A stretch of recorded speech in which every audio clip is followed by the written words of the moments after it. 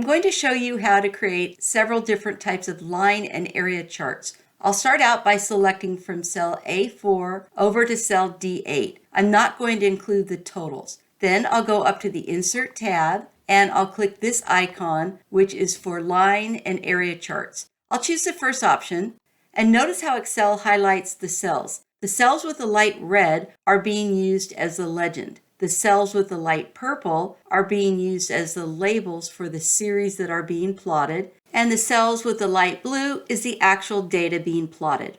Now I'll select a similar set of data and I'll go back up to the Insert tab. I'll go back to the line chart, and this time I'll choose a 3D line chart. And for the final example, I'll select this set of cells, go back to Insert, go back over to the line chart, and this time I'll choose a 2D area chart. And here are 3 samples of line and area charts.